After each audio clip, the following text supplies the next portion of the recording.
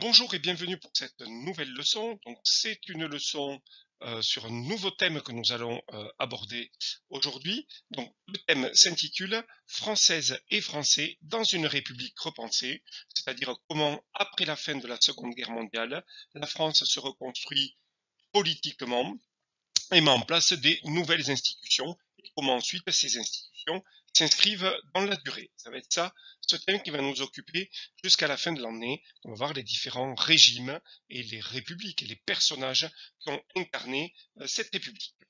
Alors pour commencer, première étape et premier chapitre, les années 44-47 de refondation de la République.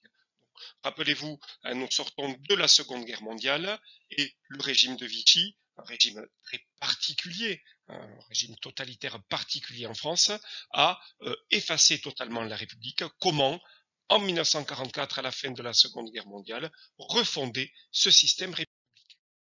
Alors on va commencer par cette image, cette affiche, qui est une affiche, vous le voyez, du GPRF. Qu'est-ce que c'est le GPRF? C'est le gouvernement provisoire de la République française. C'est-à-dire en attendant que la France ait des institutions démocratiques, élues, mises en place de manière légitime, eh bien, un gouvernement issu des partis de la résistance et des hommes de la résistance, appelé gouvernement provisoire, traite les affaires courantes pour remettre la République française et la France sur les rails.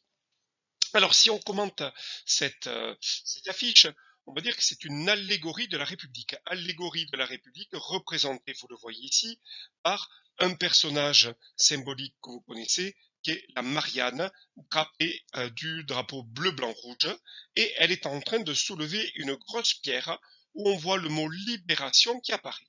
Donc, si on interprète cette affiche, on imagine une sorte de résurrection de la Marianne, donc par extension une résurrection de la République après les années de Vichy. On pourrait interpréter ça en disant qu'elle sort du tombeau, une résurrection qu'il a fait, une renaissance, qu'il a fait sortir du tombeau dans lequel elle avait été enfermée dans les années de Vichy. Eh bien, elle soulève plaque, cette plaque de marbre, cette plaque tombale où elle avait été enfermée, et la République enfin, en 1944, après les années dictatoriales, j'allais dire, de Vichy, renaît. Donc la question qu'on va se poser, pourquoi peut-on parler d'une renaissance, une résurrection, comme le montre l'affiche, de la France en 1944? Alors tout d'abord, pour cette résurrection, il va falloir, et ça va être le titre de la leçon 1, effacer Vichy. Comment éliminer, effacer, oublier, j'allais dire, les années 40-44 qui ont vu le système républicain français totalement disparaître sous les décisions du maréchal Pétain. Donc ça va être ça, faire table rase du passé et effacer les...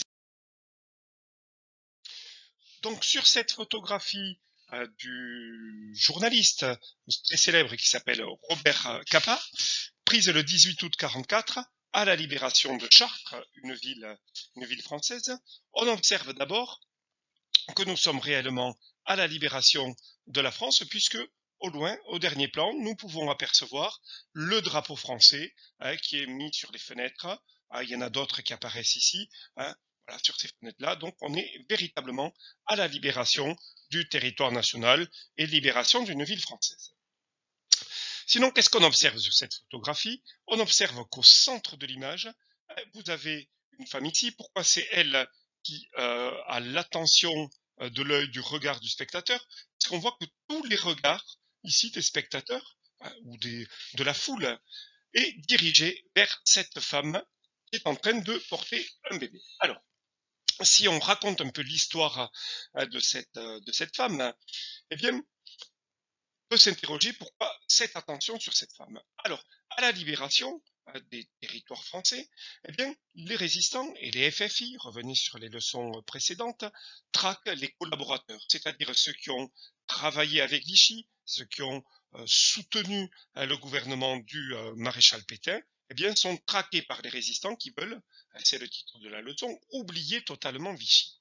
Et cette femme qui s'appelle Simone Touzeau a travaillé pour les Allemands comme interprète et elle a eu une relation avec un officier allemand qui, cette relation, a donné naissance à un enfant.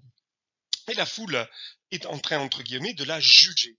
Et on lui a tondu la tête, vous le voyez ici, et on l'a habillée d'une manière totalement humiliante, avec des haillons. Et il y a cette volonté, donc je le disais, d'humilier cette femme qui a collaboré avec l'Allemagne et de la punir pour son engagement auprès de l'occupant. Donc, vous voyez très bien une justice populaire, si on peut parler de justice, ce qui n'est pas une, hein, s'occupe des collaborateurs ici, et on voit la foule rigolarde ici, ne pose aucun problème. Cette femme a mérité, selon eux, son sort, et on traite ses collaborateurs et des gens, et notamment des femmes, de cette manière-là. Une autre image, cette justice expéditive se reproduit dans de nombreuses villes françaises où des femmes accusées à tort ou à raison de collaboration, vous le voyez ici, sont tondues. Ici, des femmes tondues à Paris. Et toujours pareil, hein, la foule qui est derrière, souriante, en se disant mais elles ont bien eu ce qu'elles ont mérité. Et on voit sur leur front des croix gammées qui ont été posées sur leur visage pour montrer la punition qu'on leur fait de leur engagement auprès des nazis, et toujours ces vêtements, ici ces haillons qui leur sont donnés, cette volonté de punition et d'humiliation. Alors on va là voir le témoignage d'un résistant qui s'appelle Yves Bénézage et qui raconte la libération d'une ville française, Albi. Alors il évoque ce moment, on est en 1944, à la libération du territoire français, là, 19 août 44, libération de la ville d'Albi, où les autorités françaises n'ont pas encore mis en poste les préfets, hein, rappelez-vous, qui doivent garantir le respect de la loi dans les régions et les départements. C'est ce qu'il dit, hein, les événements en fait que je vous raconte là. C'était avant que les autorités soient remises en place avec la nomination des préfets. Et donc ce moment de transition où il n'y a pas encore de garant du respect de la loi, eh bien c'est le moment où tous les déchaînements ont été rendus possibles, des déchaînements de violence, des vengeances, notamment avec cet épisode des femmes tondues. Et il dit qu'elles ne furent pas les seules victimes de ces exactions. Il y a eu des gens tués, accusés à tort ou à raison de collaboration. Et il se pose la question, se demande pourquoi. Jalousie, vengeance. On règle des conflits quelquefois vieux, des conflits familiaux vieux de plusieurs années, et on profite, entre guillemets, de ce moment de transition. Il n'y a pas encore un État qui est installé, eh bien pour régler un petit peu ses comptes avec des collaborateurs, c'est vrai, mais aussi d'autres éléments un peu plus obscurs. Alors, si on regarde ça, c'est ce que les historiens appellent l'épuration, c'est-à-dire rendre pur le territoire qui avait été impur par la présence de Vichy et des collaborateurs. Donc, on doit épurer tout ça, éliminer toutes ces traces de totalitarisme, en quelque sorte, ces traces de Vichy. On doit les éliminer par n'importe quel moyen, et même les moyens les plus bas, les plus vils, sont employés. Vous voyez quelques images ici. Eh bien, un collaborateur, un pseudo-collaborateur arrêté par les résistants ici. Là, des exécutions des membres de la milice. La milice, rappelez-vous, c'était l'armée en quelque sorte de Vichy. Ils sont exécutés là sur la place publique sans aucune forme de procès. Alors, ce déchaînement assez sauvage et non légitime, la foule se charge de juger les coupables. Alors, toutefois, il ne faut pas exagérer ces violences. Certes, elles ont existé, mais aujourd'hui, les historiens considèrent qu'elles n'ont pas été générales dans toutes les villes de France. La France, en 1944, est un pays de 38 millions d'habitants, et selon les chiffres, on en dénombre près de 10 000 exécutions sommaires durant la libération. Alors, 10 000, c'est beaucoup, mais rapporté à la population totale, c'est des épisodes, c'est des phénomènes assez marginaux. Il ne faut pas imaginer que les résistants se sont livrés à des exécutions sur tous les territoires français. Ces camps existaient, reconnaissons-les, mais ne les exagérons pas, ne discréditons pas le travail aussi de la résistance pendant ces années-là. Donc voilà, sachez que ça existait, mais ne les exagérez pas non plus à la mesure de la population française. Donc, nous avons du coup, et on va pouvoir noter cette trace écrite ici, donc la libération du territoire commence avec le débarquement de Normandie le 6 juin 1944 et se poursuit avec celui de Provence. Mi-septembre, la quasi-totalité du pays est libérée, mais les Allemands résistent dans certaines zones jusqu'à l'armistice. Avec la libération vient le temps de l'épuration. La volonté d'effacer les traces de Vichy, cette épuration est souvent spontanée et sauvage. La population s'en prend à ceux qui ont collaboré avec les Allemands et cet épisode des femmes tondues. Donc, vous avez la définition d'épuration, répression contre les individus ayant collaboré avec les nazis durant la Seconde Guerre mondiale. Mais l'épuration, c'est aussi bien, quelque chose qui s'appuie sur des fonctions de justice, plus démocratiques et légales et traditionnelles. Vous avez ici quelques chiffres qui nous montrent que des collaborateurs ont été mis devant la justice et condamnés par des tribunaux à des peines de prison, à la peine de mort quelquefois, à la dégradation nationale, mais vous avez aussi une justice qui a quand même fait son travail pour condamner des personnes qu'on va juger comme des traîtres à la patrie. Et cette justice, 350 000 à peu près personnes ont fait l'objet d'une enquête judiciaire, ont été traînées devant les tribunaux pour trahison en ayant collaboré avec les Allemands. Et le plus célèbre d'entre eux, j'allais dire, ici, le procès d'un personnage que vous connaissez bien, qui est le maréchal Pétain, accompagné de son avocat, qui s'appelle Jacques Isorny, qui est présent ici. Donc, cette image intéressante du procès de Pétain, puisqu'on voit que Pétain va être déjà jugé, on va voir pourquoi, et il est mis devant un tribunal, donc défendu par un avocat comme n'importe quel citoyen. Ici, donc un procès légitime, légal, en bonne et due forme, et aussi organisé pour les collaborateurs, et le plus, j'allais dire, le premier d'entre eux, le maréchal Pétain, ici, 15 août 1945, débute le procès du maréchal Pétain. Alors, qu'est-ce qu'on lui reproche? Ce qu'on appelle le réquisitoire. Donc, dans un procès, eh bien, vous avez un procureur. Le procureur est celui qui parle au nom de la société et qui va donner les arguments pour dire ben, cette personne est dangereuse pour la société, il faut l'enfermer, ou elle n'est pas dangereuse, on doit la libérer. Donc ce procureur va développer des arguments pour dire de quoi doit être condamné Pétain. Et on va voir là dans ce texte qu'il utilise le mot trahison. Pour lui, Pétain, en tant que général, a trahi la France et a aussi déshonoré. C'est un mot qui revient plusieurs fois. Il a conduit la France au déshonneur, sur son honneur, lui enlevant son honneur. Donc deux choses, trahison et déshonorer la patrie, deux arguments qu'il développe.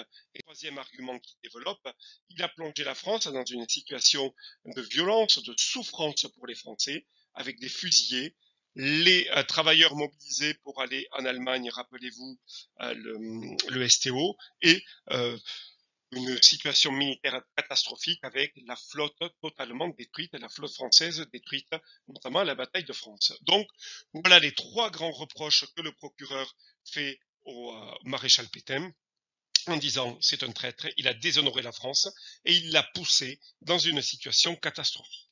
Donc ce qu'il mérite pour le procureur, après des juges jugeront, mais lui dit voilà ce qu'il mérite, la plus haute sanction qui soit à l'échelle des châtiments prévus par la loi. En 1945, la peine de mort n'est pas abolie. Donc pour lui, la peine suprême qui doit s'appliquer au maréchal Pétain, c'est la peine de mort. Il a trahi, il a déshonoré, et il a poussé la France dans une situation de catastrophique de démobilisation avec la déportation, la collaboration. Donc la peine qu'il mérite, c'est la peine de mort. Donc très vite, cette épuration s'organise autour de procès judiciaires et de dégradation nationale. L'appareil dirigeant de Vichy n'est pas épargné. Pétain est condamné à la prison à vie et Laval est exécuté. Alors pour Pétain, la petite histoire, vous l'avez vu dans le réquisitoire du procureur, il est condamné normalement à la peine de mort, mais le général de Gaulle, qui est chef du gouvernement provisoire, le gracie, et dit, ben, compte tenu de son grand âge, il a quasiment, je crois, 80 ans au moment où il est jugé, et des services rendus à la France en 1917 lors de la Première Guerre mondiale, eh bien, on ne va pas exécuter Pétain, et on va le faire transformer son exécution à une peine de prison à vie, mais le général de Gaulle gracie le maréchal Pétain en tant que homme qui a rendu des services à la France. Par contre, Laval, lui, considère qu'il n'a aucune excuse. Laval, c'était le premier ministre de Vichy, lui, est exécuté après son procès. Donc, une fois que les traces de Vichy sont effacées de manière un petit peu sauvage et spontanée, mais aussi de manière judiciaire, il va falloir faire renaître la République. Rappelez-vous l'image qui a fait l'introduction de notre leçon. Donc cette renaissance de la République doit passer par la mise en place d'un gouvernement provisoire, vous l'avez ici, autour des résistants, un gouvernement issu de la résistance et de ce qu'on appelle le GPRF, gouvernement provisoire de la République française, pour un retour progressif à la République. Donc, ce texte, cette ordonnance pour remettre sur rail la République française est assez intéressant puisque il met que la forme du gouvernement de la France est et demeure la République.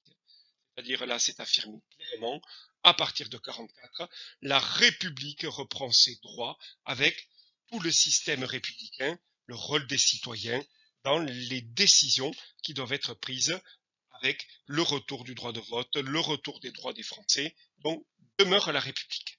Et il y a autre chose qui est intéressant dans ce texte, c'est cette phrase-là que je vais expliquer, sont en conséquence nuls et de nul effet tous les actes constitutionnels, législatifs et réglementaires, ainsi que les arrêtés pris pour leurs exécutions, postérieurement au 16 juin 40 et jusqu'au rétablissement de la République française.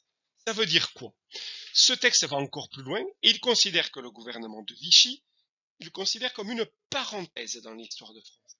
C'est-à-dire, si on explique cette phrase, que toutes les lois, décrets, directives qui ont été mis en place sous Vichy sont annulées.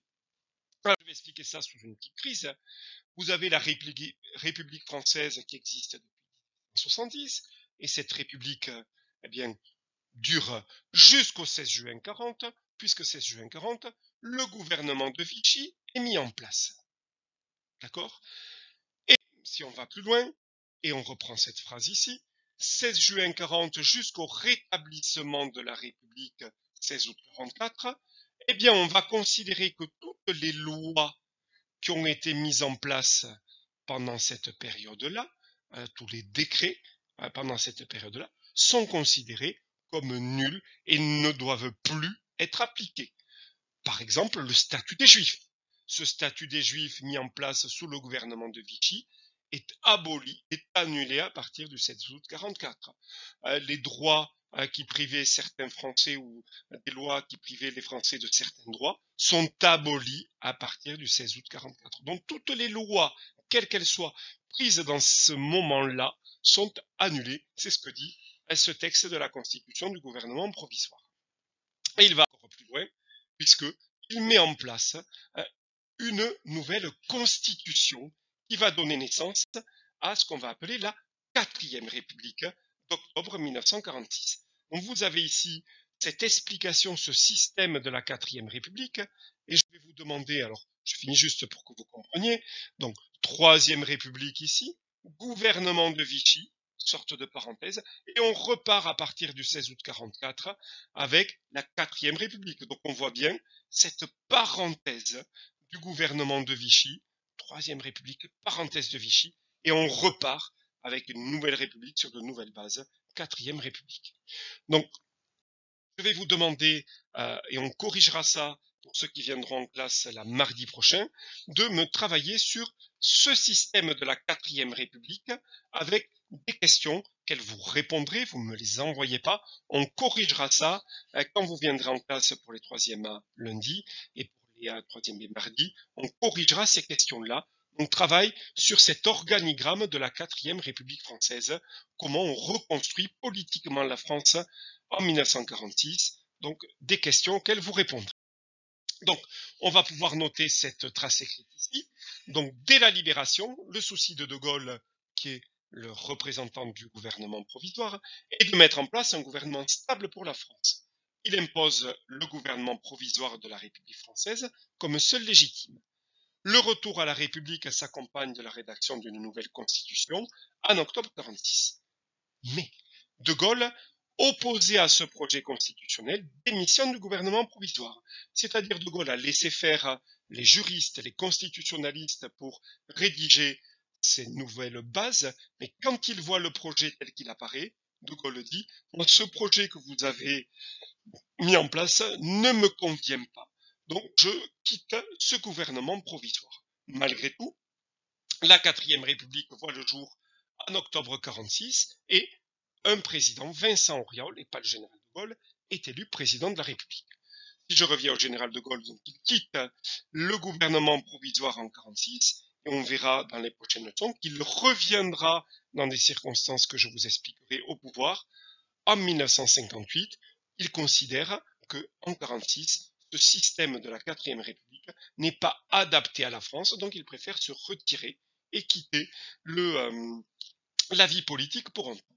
Donc, explication de ce qu'est une constitution, même si on l'avait vu l'année dernière en 4e, c'est un texte de loi qui détermine la répartition entre les rapports, des rapports entre les pouvoirs dans un pays. C'est-à-dire, la constitution, c'est qui fait quoi? Quel est le rôle du président? Quel est le rôle des assemblées? Quel est le rôle des préfets? Quel est le rôle des citoyens? Ils votent quand? À quel moment? Comment? Tout ça est écrit dans un texte qu'on appelle une constitution. Et troisième temps de la leçon, c'est l'autre défi de la France après la guerre, ça va être la reconstruction du pays. Alors je vais passer très vite sur la reconstruction matérielle. Elle se fait notamment grâce à l'aide du plan Marshall. Rappelez-vous, plan Marshall, aide américaine pour reconstruire les pays de la guerre, mais aussi grâce à ce qu'on va appeler un emprunt national. C'est-à-dire que l'État va emprunter de l'argent aux citoyens, et ces citoyens qui vont donner de l'argent à l'État vont avoir quelques intérêts, puisqu'on voit ici, c'est ce qu'on va appeler les bons de la libération à intérêt progressif, c'est-à-dire les Français souscrivent à des bons et prêtent de l'argent à l'État en espérant avoir quelques intérêts. Si je prête 100 € à l'État, mais j'espère que dans des années, ça va me rapporter 101, 102, 103 ou 104 €, un petit peu plus. Donc, c'est ce système, parce que l'État n'a pas d'argent, il ne peut plus emprunter aux banques, parce que les banques ne font plus confiance à un État qui est en train de se reconstruire. Donc, la seule solution, c'est d'emprunter aux citoyens, à ceux qui veulent bien donner de l'argent. C'est ce qu'on va appeler ces bons de la libération.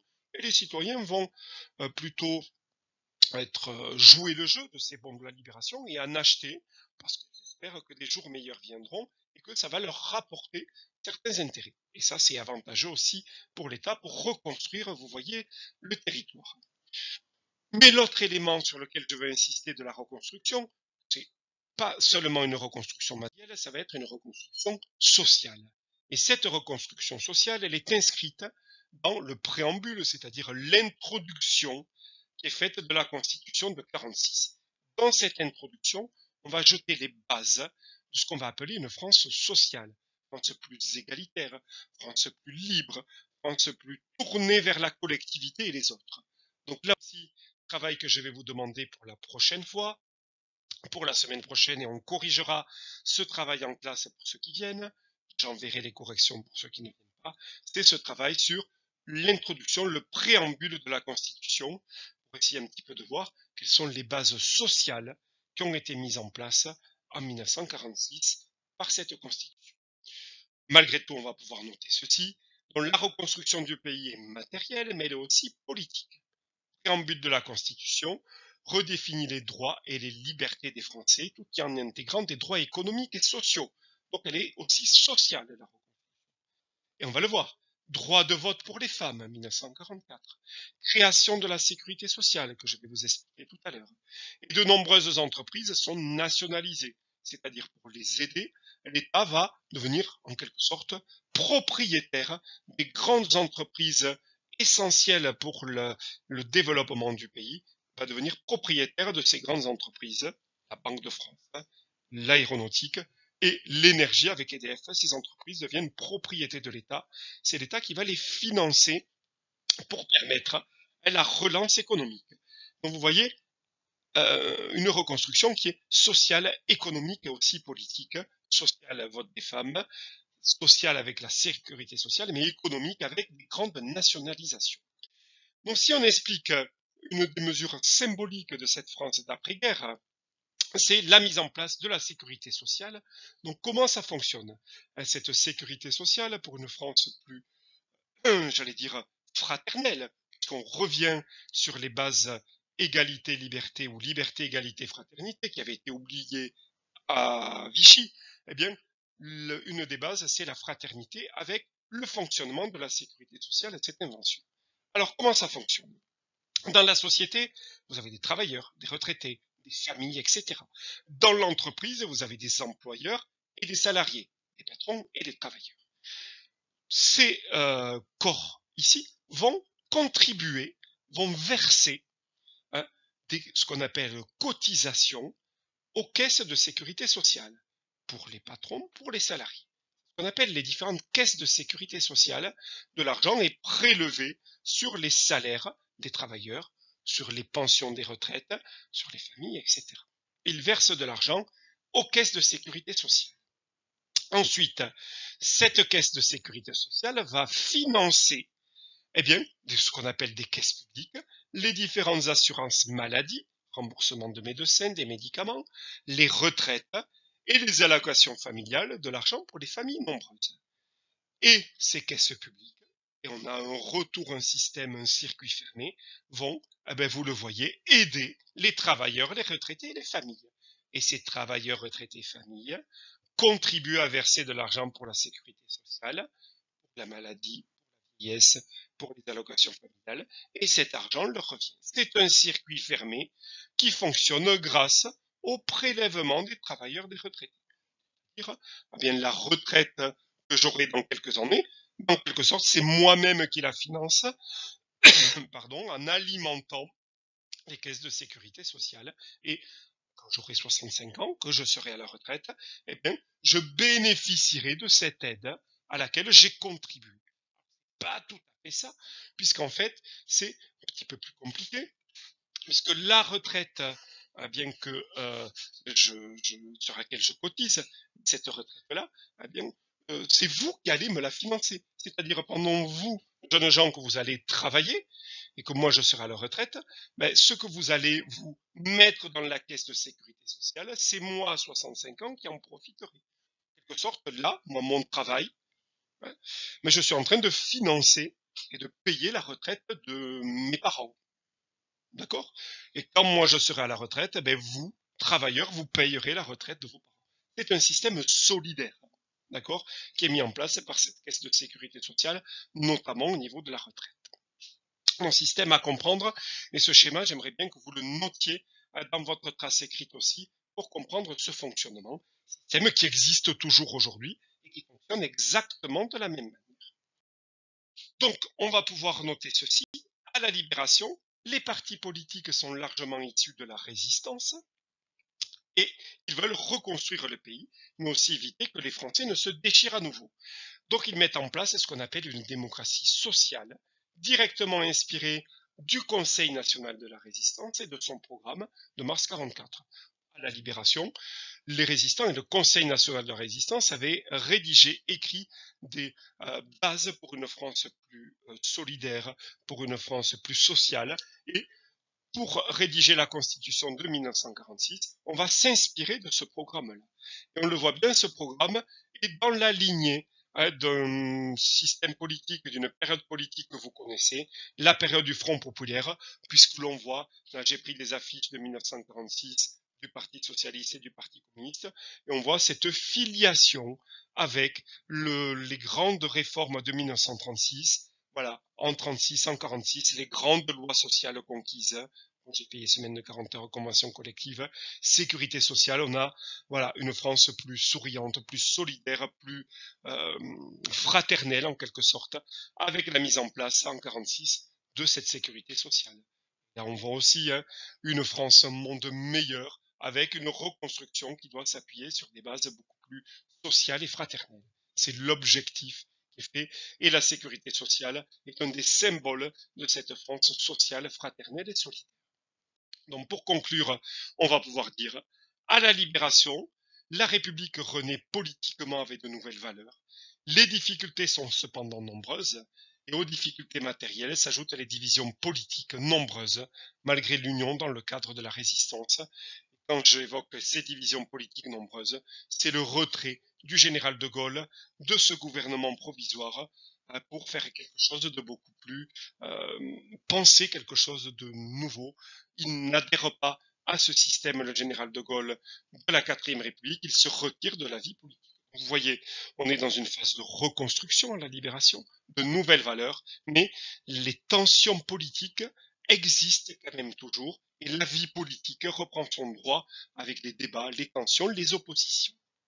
Donc, vous avez, pareil, toute la semaine pour gérer ces 3 leçons. N'oubliez pas de répondre aux questions des 2 documents que je vous ai mis sur la fiche. Et la semaine prochaine, pour ceux qui reviennent à l'école, nous corrigerons ces éléments-là. Donc, je vous souhaite une bonne semaine et on se retrouve lundi ou mardi.